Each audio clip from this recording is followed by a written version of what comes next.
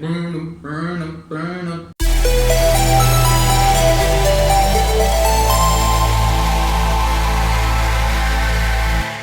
Greetings, Wanderer. This is Atlas here, and welcome to the Void. Today I'm going to be reacting and breaking down to the most requested song ever in any particular channel of this platform. I don't think a song has ever been requested so much as this one, because the staggering amount of people that was requesting this song in the comments, and also giving so many likes to those comments, especially one that I'm going to be mentioning right now, has been mind-blowing. I didn't even think that this amount of people was actually on YouTube, because it is a lot. So today I'm going to be reacting and breaking down to the Hunter song, the Mr. G song, as it says in this particular comment. Randy Bow says, "Please, Father Gascoigne is the epitome of horror music." And as you can see, it has 2 billion likes. So this particular song has been hyped to degrees I cannot articulate. But certainly Randy Bow in this particular comment is like giving that a tenfold in power, because he just saying it's the epitome. I mean, I can't even find that word in the dictionary. That's how legendary this must be. And aside from that, 2 billion people voted for this. So this is what we are going to be breaking down today. So without further ado, onward. Alright. Father Gascoigne, the Hunter. Boom.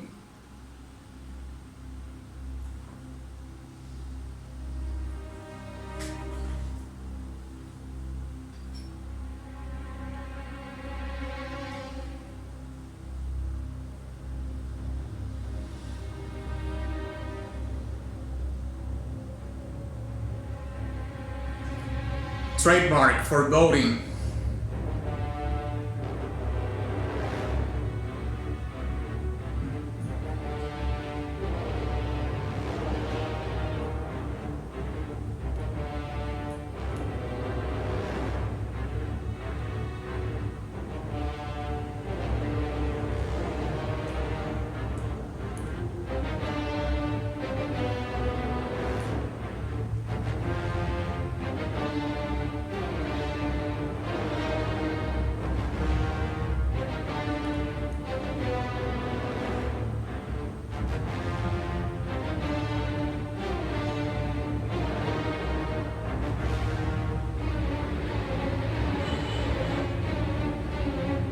It's building up. Oh, it released the tension right there.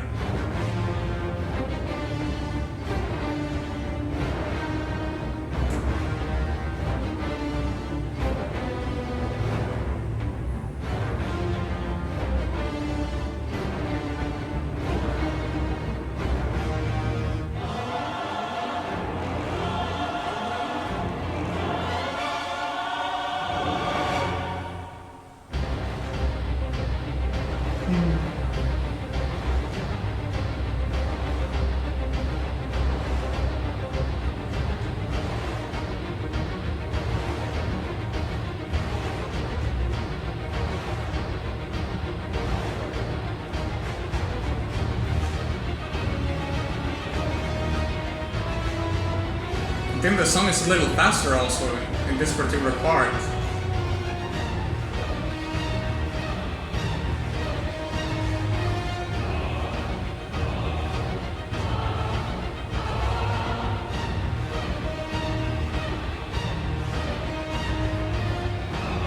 I love that part, their arrangement of strings. And it repeats it. Yeah.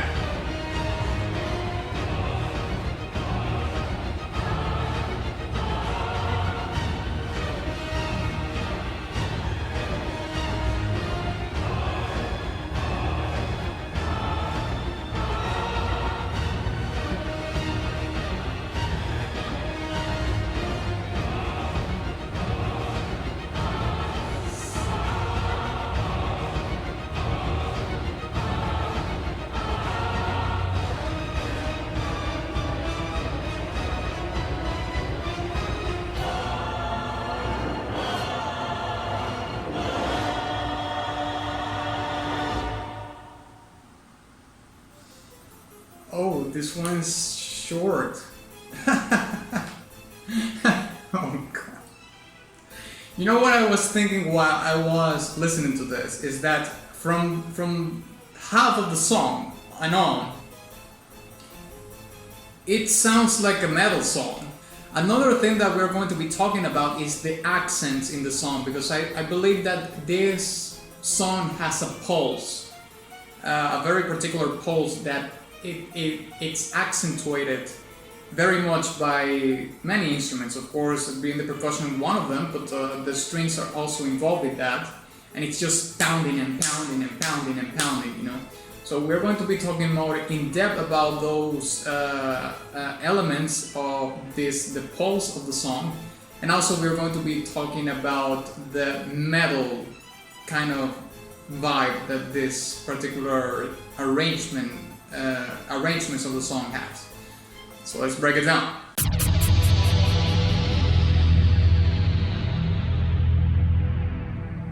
Okay, so I'm going to start this breakdown from, well, the beginning of the song, which is the intro. But before I get on to that, I would like to mention that I believe that this particular song is very clearly divided in two parts. And I'm going to be explaining further why I think that is later.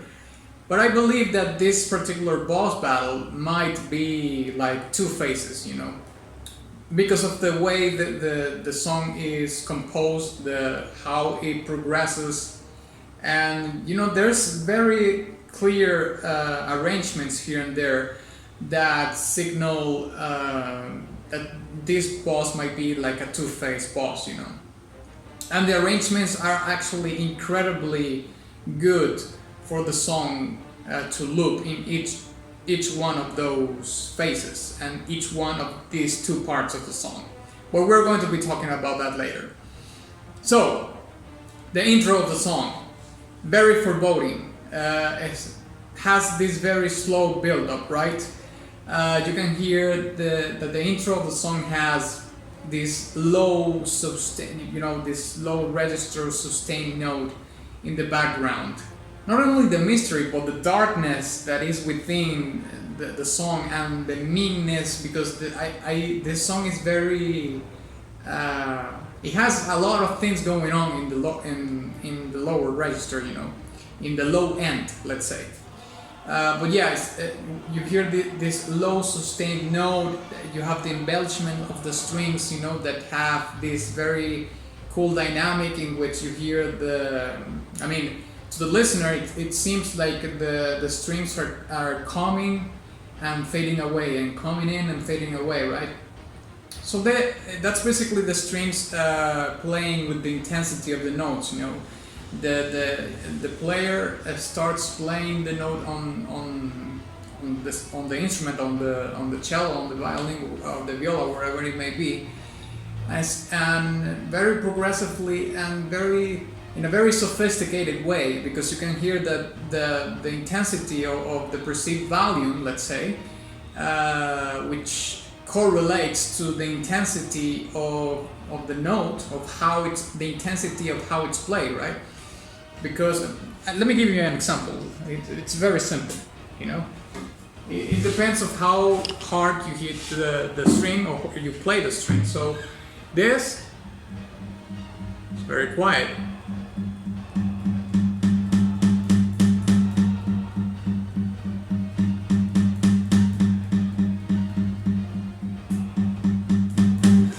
Something like that. So you can see, or you can hear that by simply playing the note with the, you know, harder or stronger, I can get the note to be more present in what I'm playing. So that's basically what the strings are doing in that part, right? Now, of course, they are doing it since the instruments that they're playing is they're playing with a bow. They have the ability, which is something that I don't have available right here. You can actually play the guitar with a bow. Actually, it's very unorthodox, but you can do it. And there's also like an electric bow. Apologies for guitars to get that kind of dynamic in the guitar. But that aside, that's basically what the string section is doing. You know, playing with the intensity of the notes, so you have this impression that the notes or what you hear playing in the strings, it's like coming at you and then fading away, and coming back at you and fading away. Now, another really cool arrangement that there is in the first part of the song is the crescendo that you hear in the cello and the bass, I think, yes, in which you hear that, you know, this I'm gonna call it riff, because this, like I was mentioning before, this song has so much of metal in it for some reason. Now, of course, metal music you could consider like a more modern representation of classical music in some senses, you know, so it kind of makes sense. But you know, this arrangement that I was talking about, that is the pulse of the track, which is the you know. You can hear it in the intro, that is coming into the song like it's gradually progressive. The volume is progressively coming in and in and in until it's like the full volume of it. Apologies. So that's what the crescendo means, which basically means that that particular arrangement of that section is played progressively more and more louder, let's say. And not sometimes, of course, this could be created in the studio, you know, by basically making an automation on that particular arrangement. But live, the musicians will start to play that particular part, you know, with more intensity on the notes. You know, they will play with the bow, you know, softer, and then increasingly playing harder or stronger, exercising more energy on the strings, so the notes are louder. Now, this pulse that I've been mentioning is what I would consider the core, the very core of this particular track, and that particular pulse is also in the second part of the song, but a little different, and I will be explaining that later. But yeah, that particular arrangement to me is the core, and is what's carrying the song, and all the intensity and the tension that is built just on that core itself. Because, like I was mentioning before, it's like it's punching you and punching you and punching you. And now, of course, you're fighting a boss, so you're in a very tough situation. Of course, you're in a battle, and you know, I've heard that Dark Souls and Bloodborne bosses are like a big deal in difficulty, you know, so it's like you're the punching back, you know. That part is the and every time you hear that, it's like the boss is punching you in the face. And then along that build-up, we can hear the brass arrangements, you know, that play a role, the same role as the strings. They embellish the song, they sometimes accompany what the main strings are doing to give more power to that particular section of the song. But to me, like the core of it, it's like that pulse. Like I'm telling you that, it's like I almost want to headbang to that because it's so mellow. Now let's talk about the second part of the song. But before I do that, I would like to mention that, of course, the first part of the song has this low build-up, you know, and it has the tension on the core always beating. That tension is always there. And at the end we hear, you know, this very bombastic arrangement in the choirs, you know, that ends, and then there's a silence, and then the second part of the track starts. Some people might think that doing that, you know, kind of to separate the phases of the boss in terms of the music itself might be cheap. But I don't think it is the case in this particular song, because this song has two climaxes in my opinion. The climax of the first part of the song and the climax of the second part of the song, and these two climaxes are like the Schrodinger's cat equivalent of in music, meaning that they are endings, or yeah, let's say that there are endings, but they are not, they can both be resolved or unresolved at the same time. It's going, which one is going to be, it's going to depend of what's happening in the gameplay, and that's what is so brilliant about the composition of the song. It is that it serves both purposes. So you can have these two climaxes which end, you know, the particular phase of the boss, but at the same time you need them to sound unresolved, because you don't know how long that fight is going to be, of course. So you need to have that side of the track of the climax being unresolved, but at the same time, when the player defeats the boss, you want it to be a resolution, a complete 100 resolution to what you're hearing. So that's where the brilliance of the arrangement comes in, regardless of the silence. Because to me, silence is like a resource, and it's a very incredible resource to use. You know, to create space, to create transitions, to do this kind of things that are more accommodating to video games. But it just depends what comes before it, what comes next. Why are you using it? If you're using it with a purpose, you know. Now let's talk about the second part of the song, or the second half, which has a couple differences from the first part. The first part is a slow build-up, and the second part is not so much a slow build-up. Like the second part is more about maintaining the energy until the end, which is the climax, with which the energy is like amplified tenfold. But that's one thing, and the second thing is that I think that the tempo, the song is faster, like the tempo is higher.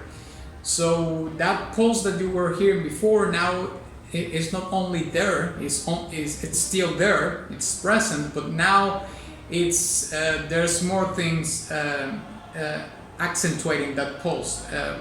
One, of course, is the percussion. And the brass is more involved in this part, and you know, the percussion is very simple, but it has this boom boom boom boom. You know, is this war beat? It's this war march. That's the pulse of war. You know, so we hear the pulse of the song as a core in the first part. But then we hear the pulse of the song with a twist in the second part, which is the war pulse, the march, the war march. You know, that boom boom boom boom. So of course that makes sense, because if the boss has two phases, then of course the second phase is going to be even harder or more difficult than the first one. So to me, that percussion added to the as an arrangement in the second part just means business. You know, it's like this. Okay, you beat the first half when this is the real deal. You know, you thought that I was punching your face on the first part, when I'm gonna punch your dick on the second part. So yeah, the second part maintains the energy. The pulse is more rich, of course. It builds even more the tension, and since the tempo also helps a lot on building even further the tension. And of course, like I was mentioning before, the end is very common to the ending, or the resolution and non-resolution of the first part of the song, which is the choirs and all the instruments coming together to create more energy in the song, more power, you know, to end or not end the track itself. And of course, you also have these very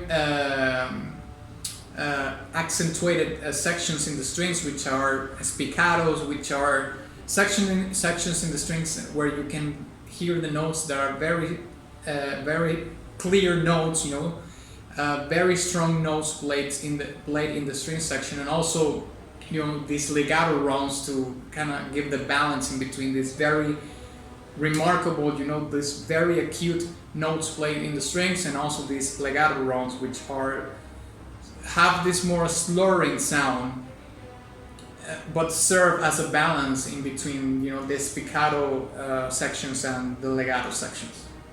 So yeah, I think I'm gonna give this track a golden badge. I loved the pulse of this song. It's mean as hell.